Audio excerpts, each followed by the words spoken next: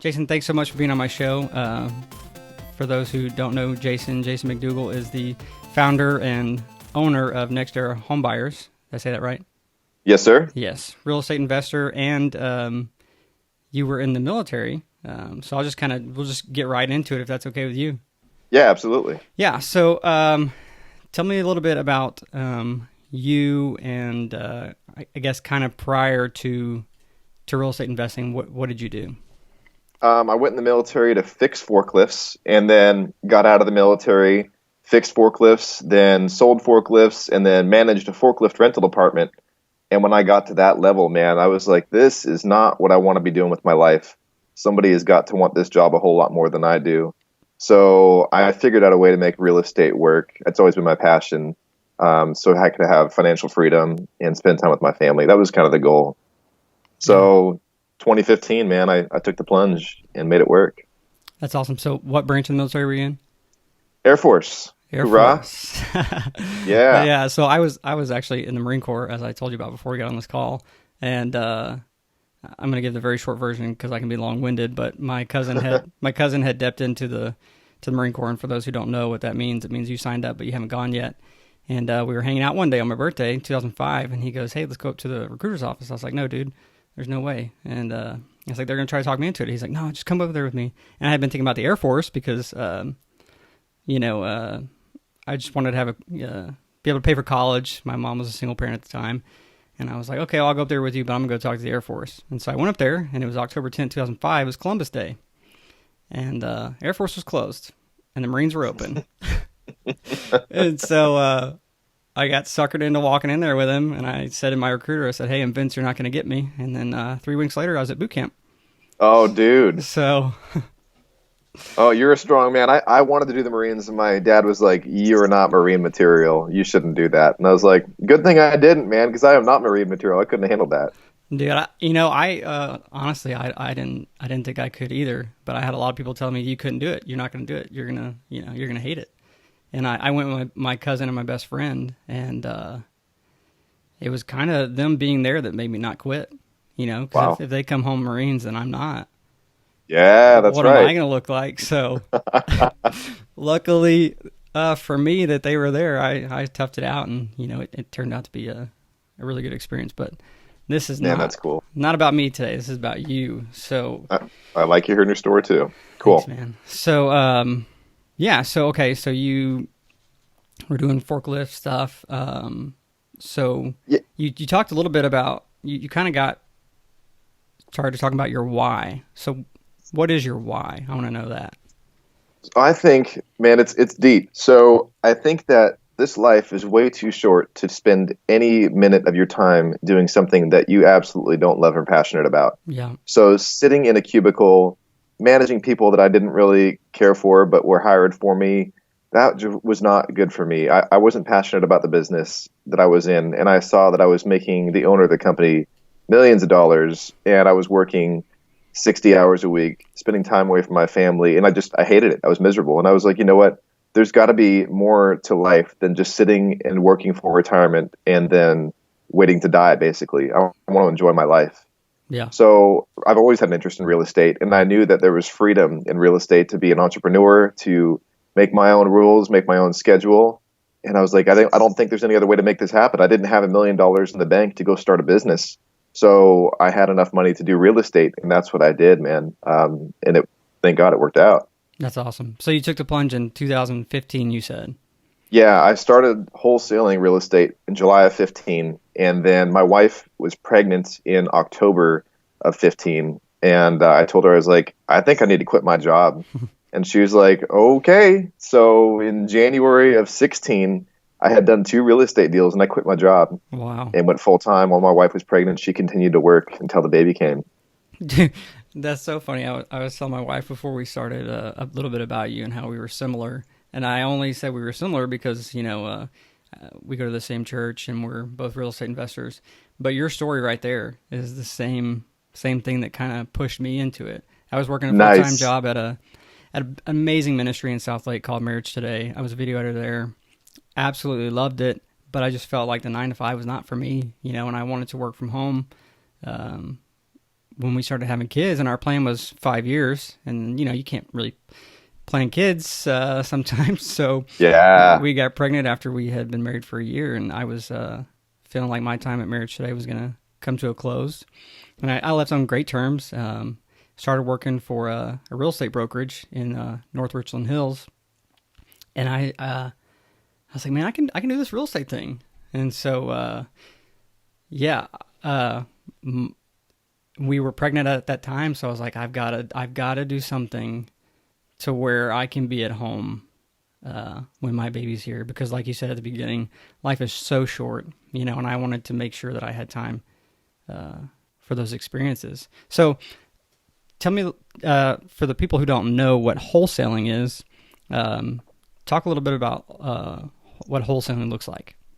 Yeah, so wholesaling is basically the short version of it is you meet with a seller, you buy a property, or you get a property, a house under contract to purchase for, let's say, $50,000, and then you go find an investor that's willing to pay $60,000 because you've negotiated a good enough price with the homeowner where there's a spread there for the end investor to make money and also for you to make a spread in between. So that was the primary source of income when I got started in real estate. And a lot of people, I think, start that way too, that are in investing. Yeah, I my first deal I found on Craigslist, and I quote unquote wholesale it to my boss. He pays a certain fee if you find off market properties, and so I made $1,000. That was my first deal. I made $1,000. And dude, and this was June of last year. And I was like, $1,000. I made $1,000 off of Craigslist. I thought I was living large, dude. And then my second wholesale deal, I actually wholesaled this to him. I got it under contract, like you said, for a killer deal, dude. It was this house in NRH, and I ended up wholesaling it to him for $14,000. And nice, bro. I thought I was just rolling. And we'll talk more about it, but 14 is like, yeah, it's good, but we just closed a deal yesterday that we made $34,000 on an assignment fee. Ooh, man, that's nice. And I'm not saying this to brag. I want people to see like what you're saying. There is so much freedom in real estate, and the ability to create the life that you want through real estate, like we were talking about, is so there. Yeah. But so we talked on a phone call a couple weeks ago. Your wholesaling is not your main thing anymore, right? No, so that's the progression, right? Everybody should start with wholesaling because you have to build a lead generating machine. You have to get really good at lead generating, negotiating with sellers, and learning the business, and there's no better way than to start with wholesaling. But eventually you realize that you might have traded your 9-to-5 job for another job because you were working your tail off to get the next deal coming in. Yeah. There's no guaranteed income. You've got to work and hustle to get the next deal. And I realized that, and I've got a 2-year-old kid. And I'm like, man, there's time where I want to spend with him instead of working at the office till 8 o'clock at night. Yeah. So I started really focusing on creating passive income because that's true freedom. Wholesaling and flipping houses is great. You make the big bucks, but I don't really care about money now. I can get the money now. I care about money later on in life when I can't make it. And then what happens when I get sick, or if something happens to me, God forbid, I want my family taken care of. So that really fueled the desire for me to generate passive income for my life. Great. So again, for people who may not know what passive income is, so what does that look like in real estate? Obviously, there's rental properties and there's owner finance. So what do you specifically focus on?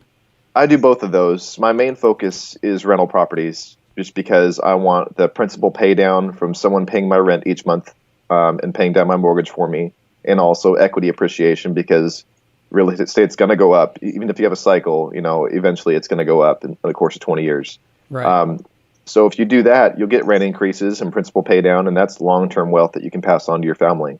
The other option, like you mentioned, is owner finance, where you're creating a note where you're selling a house with owner finance terms to a buyer, and they pay you, and then depending on how you structured it, maybe you have an underlying loan to the bank that you pay the bank, and you make like a spread in between that. So I've also done that, but I only do that when I can't make the rental strategy work. It's not my primary focus. I want rentals is my goal. Gotcha. Yeah, a lot of people just live and die by owner finance, and my partner, he kind of hates it. he sold all his owner finance deals, and he's all about rental properties. And I totally get it. I mean, you can make a killing in owner finance. We have a house right Sure. now that we're flipping. If I were to owner finance it, let's assume that someone keeps it for 10 years before they refinance. We can make, maybe $60,000 to $80,000. But if I just For flip sure. it, I'm going to make, depending on what the rehab actually comes out to be, maybe 20. If I rent it out, it's all about that long-term plan, But It's a balancing act, right? right, yeah, You got to have all those things in place. You have to wholesale, you have to flip, you have to have rentals, and you have to owner finance, because not everything works out for rental. I've got one where we just bought here in Hearst, and I was going to keep it as a rental property. And I sent my contractor in. He was like, "You're about $9,000 above what you budgeted." I was like, "Dang, okay, well, that sucks, but I'll do that." And then my foundation guy went in, and he said, "Man, you didn't buy this house, did you?" And I was like, "Sure did."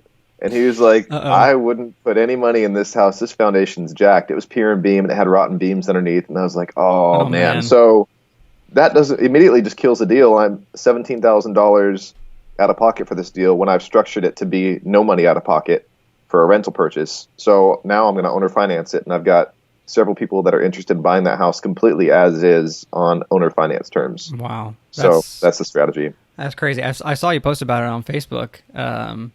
So I think I have two questions out of that. Sure. Good thing I can cut and edit, because I just lost my train of thought. Oh, man, I legit had two questions. You want to talk about how to structure it? Yeah, let's talk about that. And then as a rental, why it didn't make sense. So I'll just get back into it. So as a rental property, why didn't it make sense? And then on the owner finance side, the second question is, how did you end up structuring that? And what does that look like for someone who, tries to find a buyer for that? Because, we had a property last year in Hazlet that I was going to owner finance. And, I was brand new to real estate. It was only my second deal, and I was having such a hard time. So what does that look like for you? Yeah, so the first part as a rental, my goal is to create passive income. And I can't create money later if I'm spending all my money now on houses. So I bought one rental last year, and I was 20 grand out of pocket. And I was like, there's no way I can buy as many rentals as I'm trying to buy to create passive income if I'm spending 20 grand each time. So Right. I figured out a way to structure my deals where I'm buying the house with no money out of my pocket every single time. So in doing that, when this house popped up and it needed 17 grand of my money to do that, the return on 17 grand is several years, and it just doesn't make sense for my model. So Right. I was more apt to create the owner finance note where I can still be in the deal with no money out of my pocket and not have to spend that 17 grand. So the structure for purchasing the rental and purchasing the owner finance with no money out of pocket is the same way in the beginning. You buy the house with private money, which is borrowing money from friends or family or people that you trust. In this case, it was my banker. He loaned me money from his retirement account to buy this house. Yeah, it worked out pretty awesome. good. I educated him on self-directed retirement accounts, and then he said one day, he's like, "Hey, I set up one of those self-directed retirement accounts that you told me about. You want to borrow some money?" I was like, "Yes, I do." So bought this house with his money, and I told him after I rehab the house and make it a rental, I'll bring it to your bank, and you guys can refinance it. And he said, "Okay, that sounds good." So he funded 100% of the purchase and the rehab on the house, which I haven't rehabbed yet. And I paid for closing costs, which was like $2,000. And then once the rehab would be done for the rental, community banks will refinance 80% to 85% of the as-is appraised value. So if you fix it up really nice, they'll appraise 80 to 85% of the as-is appraised value. Or if you don't do anything to it, they will still refinance 80 to 85% of the as-is appraised value. So this house, as is probably worth $110,000, and I paid $85,000 for it. So if you do the math there, it will appraise for like 90. I can refinance for like $90,000 to $93,000 at 85% of the as-is appraised value. So I can refinance my private lender out, get him paid his 85 grand back, and then I can create a new loan for 90 grand, which covers all my closing costs. And that's an underlying lien that I have in that property. So now that's a 20-year loan at 6.5% interest with a community bank. Then I go find a buyer for that house. And the terms to the buyer are a 30-year loan at 9.9% interest with 10% down payment. And I wrap that loan around the original loan I have with the bank. So what that looks like is each month the buyer will make a payment to a note servicing company, and the note servicing company sends a portion of the payment to the bank. A portion of the payment goes in escrow for taxes and insurance, and the leftover goes to me every month. So I don't even mess with it. So what will that monthly cash flow look like to you? Because I know we're talking about passive income, and one of the things I was looking at for if I was going to owner finance this house that we have, with how cheap I got it, and depending on what the rehab comes out to be, I mean, we could cash flow like $500 a month. So that's great. Yeah. Yeah. If obviously it depends on the market and if I can find the right buyer, but that's best case. So what does it look like for you? Like worst case, best case? So it's $350 a month after all expenses, and the only expense is that note servicing company is $35 a month, which I pay for. So I have a 20-year loan on the property with the bank, and I've sold it on a 30-year loan with the buyer. So for 20 years, I make $350 a month. But for the last 10 years, assuming they don't refinance it, I make the full payment, which is $1,000 a month. And that's just free income because my loan's already been paid off with the bank. Wow. So you're doing a 20-year note, but to the end buyer, it's a 30-year. So obviously the 20 is higher, and even with Correct. a 20-year note, you're still going to cash flow $350. Correct, because you've got that interest rate spread there where it's 6.5 is what I borrowed it at, and I've sold it at 9.9. So that creates enough of a cushion there to still create cash flow each month between the two loans. Wow, that's amazing. Yeah, the $500 number I gave you was based on a 30-year. So obviously on a 20-year, well, that's great. On a 20-year, it would probably be right around what you're getting. The 30 years they're going to be harder to get. There's lenders that will do that, but the whole issue is a lot of them do not want you to. That's called a wrap when you're wrapping a loan. And a lot of lenders don't want that happening. They don't want you to wrap their loan to an end buyer. But community banks are really flexible, and if you build a relationship with them, they will allow you to wrap their loans. Yeah. Wow, that's awesome. So let's talk a little bit more about. You just gave a talk. Was it last week? I wasn't able to go, but you gave a talk somewhere. Was it in Plano? I don't remember. Frisco, yeah. Frisco, okay. Close. They're both like 50 hours from where I live in Fort Worth. So what are your goals as far as building a rental portfolio? Like, how many do you have right now? And let's just say in 2 years, what is that going to look like for you? How many do you want to have? Are you staying in DFW or are you branching out to other markets? Both. So right now I've got 8 rental properties and 2 notes, and I'm working on my 3rd note with that property in Hearst. I've acquired 7 of those rental properties within the past 12 months, and all those notes have been within the past 12 months as well. So again, I'm trying to stack it up quick. My goal is to have 20 rentals or notes by the end of the year. Of 2018. Yeah. Wow. So it's probably not going to happen. Dude, that was my goal, though. Don't say it's not going to happen. I mean, you're killing it right now. I'm trying, but then I've also realized that stacking up these houses it's a lot of work. You have to create a lot of leads to generate good enough deals where you can make all these numbers work correctly. Right. And B, managing 20 houses is no easy task, man. I mean, tenants are an issue for sure. That's just part of the business. Yeah. You don't have a property management company? No, I manage it all myself. I've got software where they make their maintenance requests online, they pay their rent online, all that stuff. But I still have to send someone out to repair stuff, and I still have to have interactions with tenants, which kind of sucks. Yeah. But that's just part of the game. So not truly passive, but as passive as you can get, I guess, without going under finance. Yeah. So the number. Go ahead. It's okay. $10,000 a month was my passive income goal by the end of the year. Wow. So I'm at about 4,500 right now between everything once the second owner or the third owner finance deal goes through. And that's net. That's net. Dude, that's after all expenses and everything.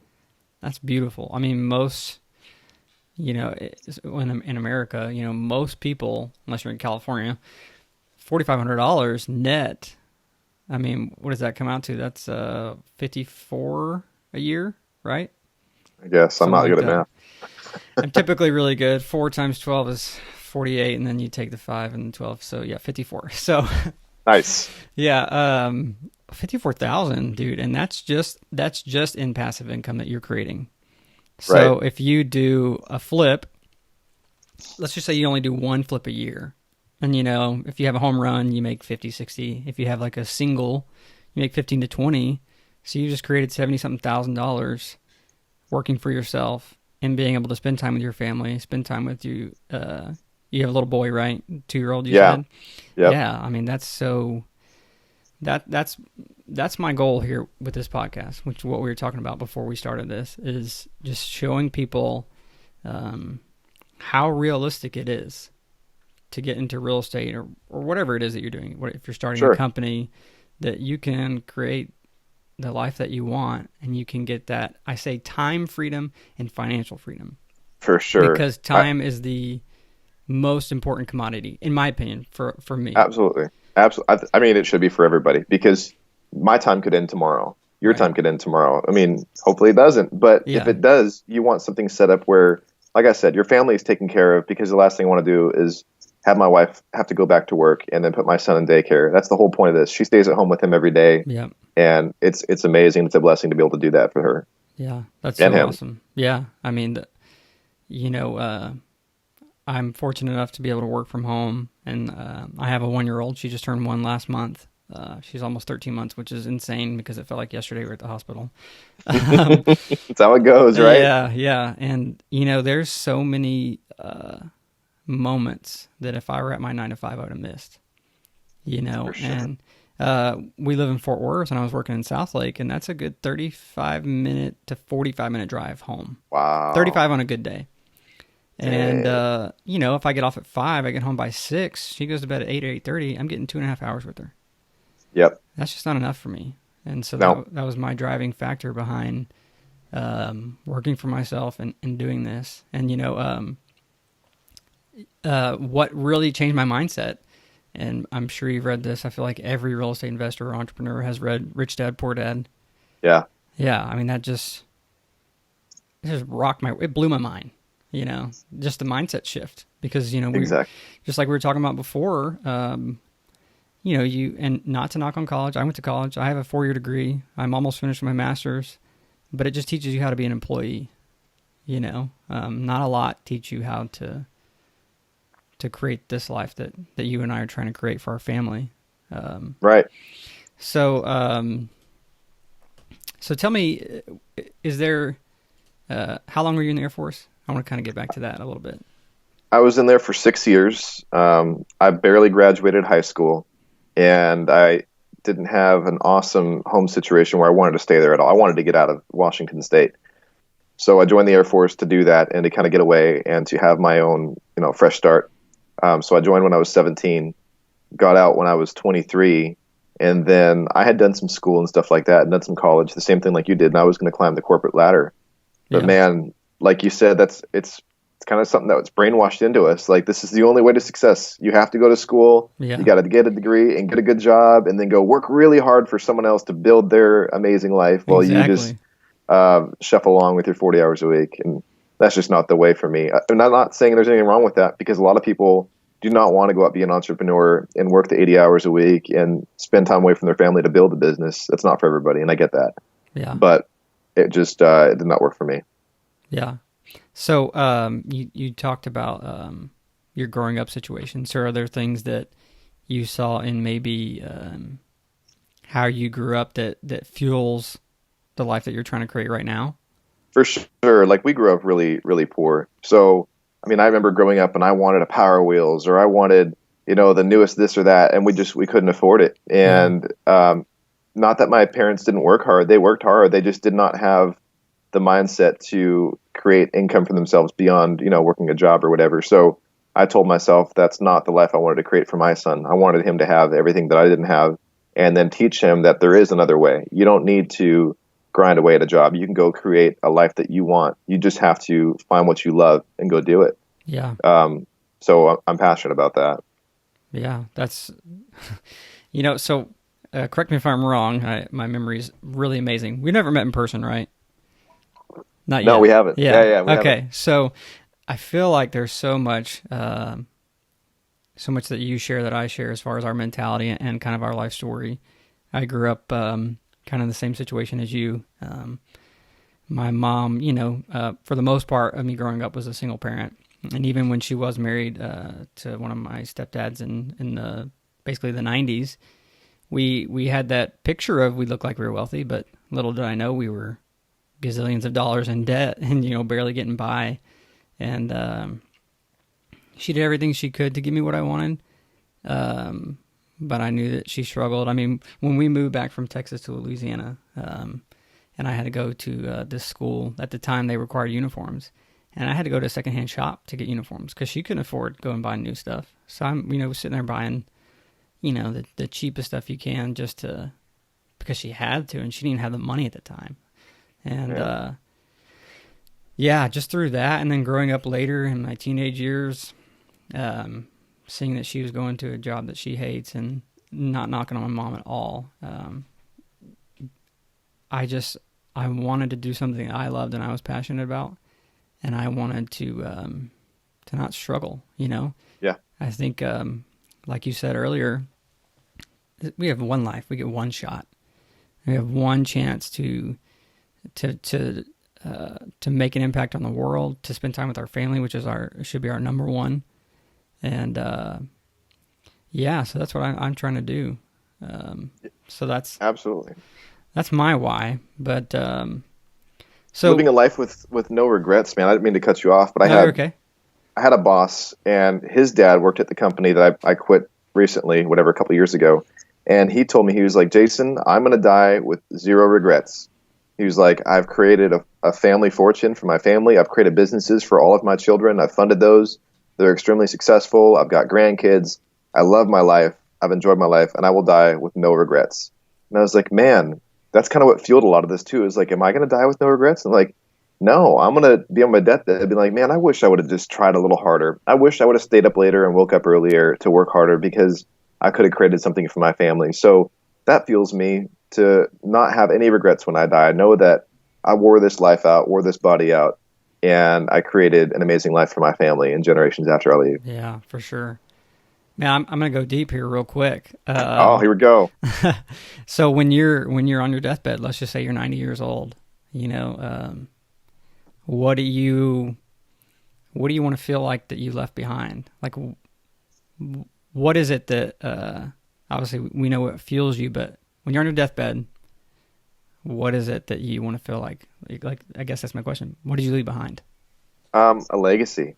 And I want people to know that, my family to know that I worked hard to create a legacy for them. And that at the same time in doing that, there was a lot of love and a lot of time spent with my family. I don't want them to say, man, Dad just worked the entire time he was alive and he never spent time with his family. Yeah, we got all this money, but we didn't get any time with our dad or any lasting memories. That's not what I want either. I want both of those things. Yeah. So that's important to me. Yeah, that's great. I mean, I'm going to botch this quote, but I'm just going to try it. There's a quote that says something to the effect of, when you're on your deathbed, you're not thinking of, man, I should have gone to more meetings, or man, I should have done more deals. It's, man, I should have spent more time with my family, with my son, Absolutely. with my daughter, with my wife.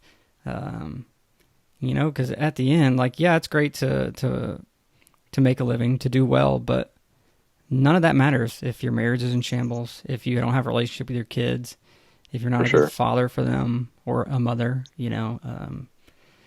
So yeah, I mean, I'm kind of right there with you on my deathbed. I want to know that I created something great for them that if I left could sustain them, which I think is what you're doing in passive income.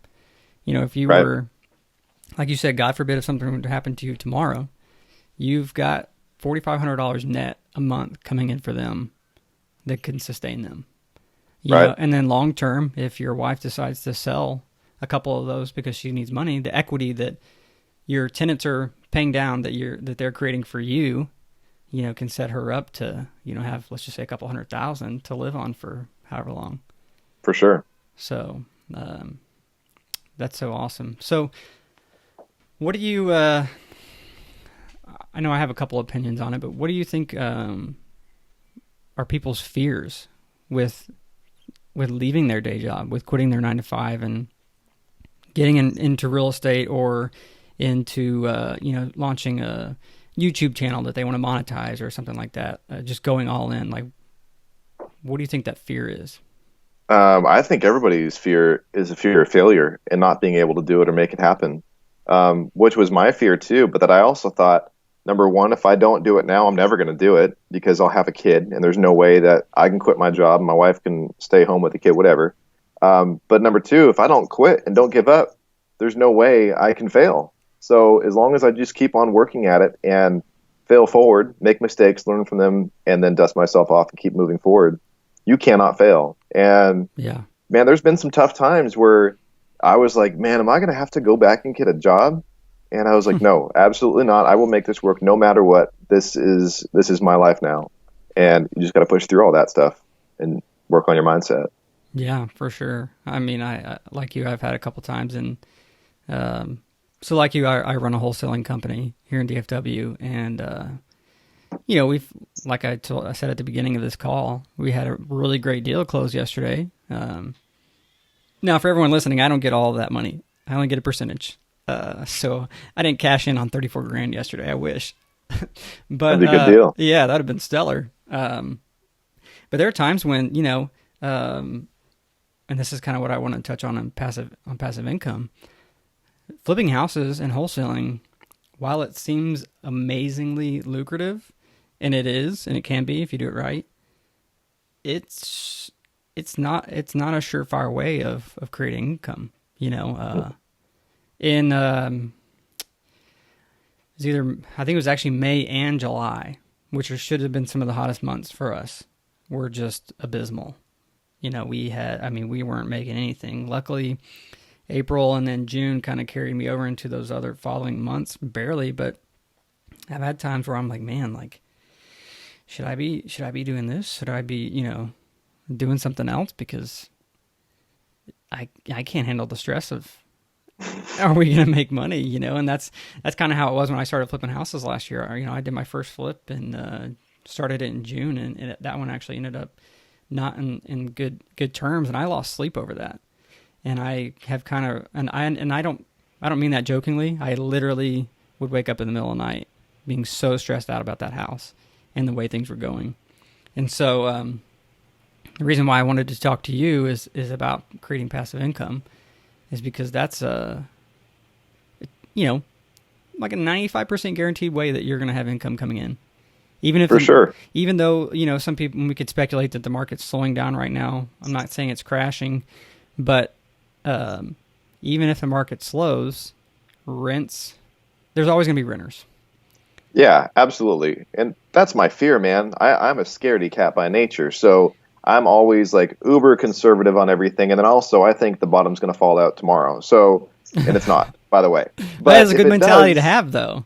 I just want to be prepared. Yeah. I want to have A, cash in the bank, but B, I have to have that passive income. So if something does happen in the economy, the housing market, because we can't predict what other countries are going to do or how that's going to affect us globally and affect our housing market. But if it does happen, I want to be prepared. And creating passive income, whatever way you do it, is the only way to ensure that you're safe. Yeah. Yeah, and I think that's great. One of the things that my dad taught me was to always have multiple streams of income. If you rely on one source of income, what happens if you're in that 9 to 5 and that's your only source of income and you get fired? For sure. Then what? That's true.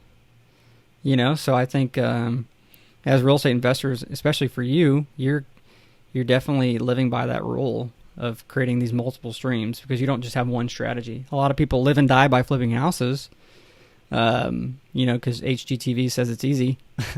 Mm-hmm. And, it's very lucrative, but man, when it goes bad, what then?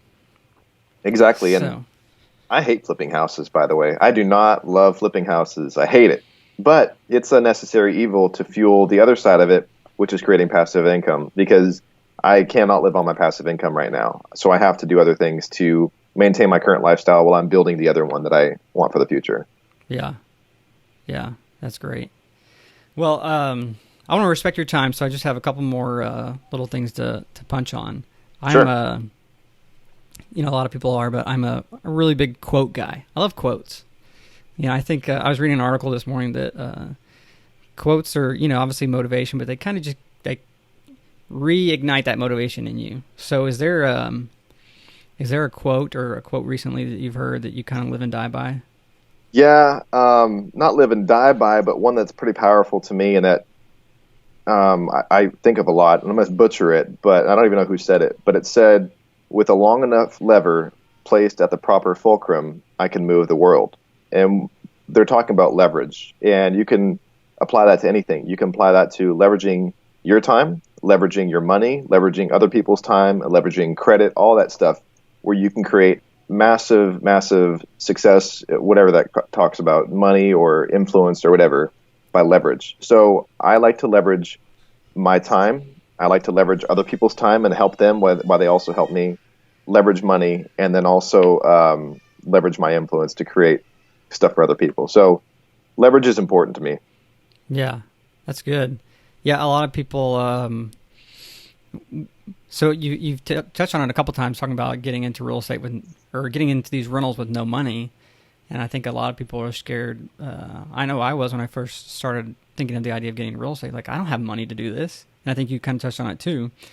But and I think Robert Kiyosaki talks about this. It's really leveraging other people's money, and even Brandon. I can't think of his last name. Bigger Pockets. He wrote the book on investing in real estate with or low money down, which is the second book I read. Yeah, blew my mind.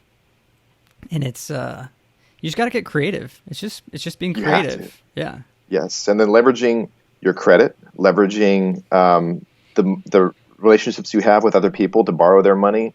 That's all important. Like, I think responsible leverage, as far as like in regards to debt, is important. You can't go out and buy all these rentals with cash and create this passive income we're talking about. No. You have to leverage your money. You have to leverage your credit and other people's money to do that. That's the only way. Yeah, for sure. I mean, even though, not knocking on Dave Ramsey, I think his message is great for some people, but when you're, let's just say for you, and you got all these rentals. You got eight rentals, you said? Yes, sir. And none of them are paid for, right? No way. Right, exactly. But you're creating tons of equity and tons of monthly income because you use someone else's money. Correct, yeah. It's bank's money, but someone else's money.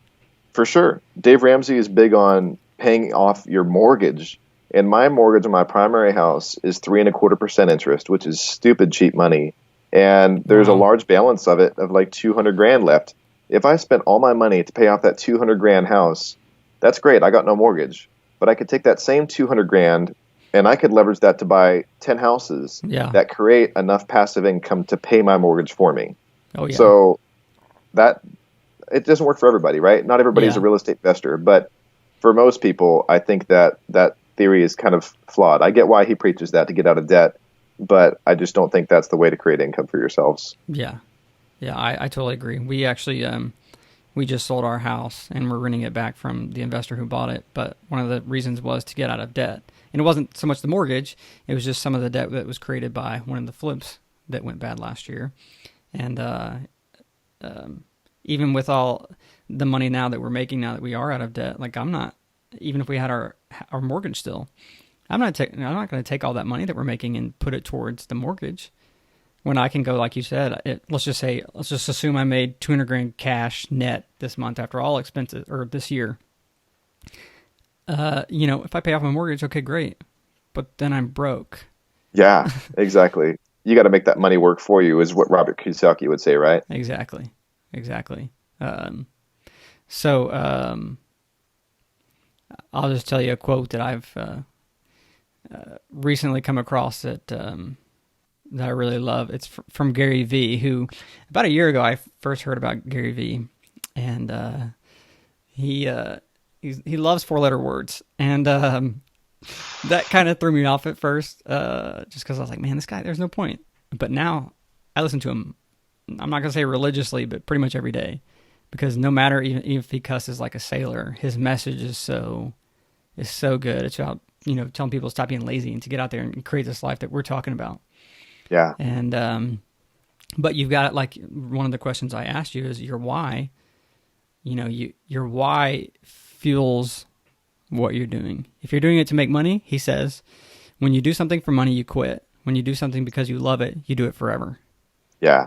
And that's just so, I agree. Yeah, that's just so good. So, Okay, so I'm gonna, like I said, I'm gonna respect your time, but I got, obviously this is a brand new podcast, so I'm gonna call it my final four.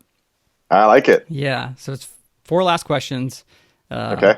One I actually just realized I asked you, so I'll just I'll just say it. Final three. Final three. Okay, what, if any, book are you currently reading? I am reading the 7 Habits of Highly Effective People right now. Actually doing the audio version of that. I don't like to read, so audio is the only way I go. Cool, cool. Any key takeaways you can share? I'm halfway through it, but the big takeaways have been being proactive and changing your habits. So that's one of the big keys of being successful is by being proactive and not just waiting for things to happen and making them happen yourself. Yeah, I think that's so good, especially in the culture right now. Sure. Where I'm going to try to be positive. So I'm going to skip on to get my thoughts out of the way. What one book for entrepreneurs or real estate investors, what have you, do you recommend?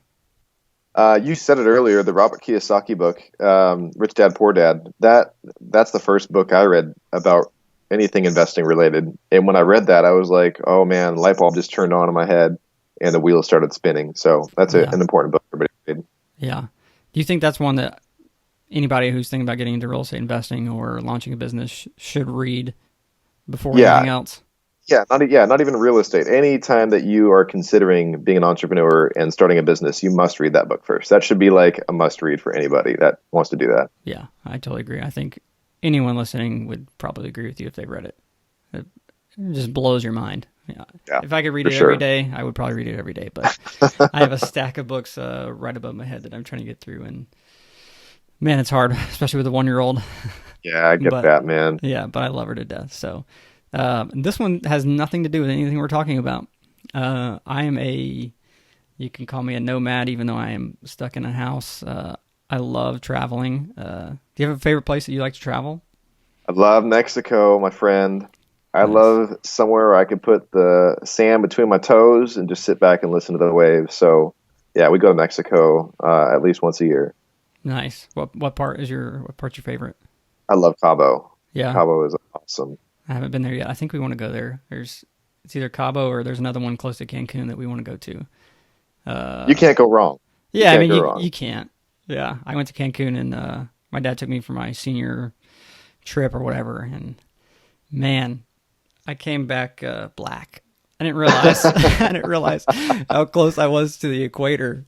Yeah, I got yourself a good tan. Yeah, we got there on a Friday. I didn't wear any sunscreen on Saturday, and on Sunday my back was Dude. Yeah, lesson learned. So I was lathering up on the sunscreen the next 5 days.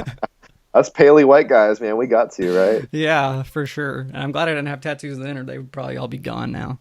That's funny, man. Anyway, Jason, thanks so much for being on my show. Thank you for everything that you shared today. And hopefully I'll have you back on the show, in the future. Maybe we can see where you're at if you're going from 8 to 20 in the next 4 months. Oof. I want to see if you did it. I think you're going to do it. We'll see, man. I'm going to try. Awesome. Well, thanks so much.